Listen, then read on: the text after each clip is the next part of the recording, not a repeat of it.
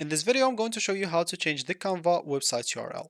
So the first thing that you need to do once you open your browser, simply go to canva.com. Make sure you're logged in into an account because if you're not, you'll need to go log in or create an account. For me, as an example, let's say I want to go here and create a website right away. I still, maybe as an example, don't have websites. I'm just going to choose here random templates.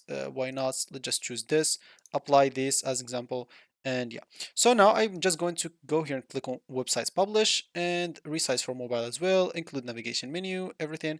And if I want to change the Canva websites, I can just go and click then on this pen icon. As you can see, if I click on it, I'll be able to change the URL. So here, as an example, I'm just going to look for this. So it seems like it exists because they showed me no problem. I can just go here, then click on publish. And as you can see, preparing your design. So let's just wait. And as you can see now, I can view my website. So here is my website and it seems like, let's say as an example, it's working.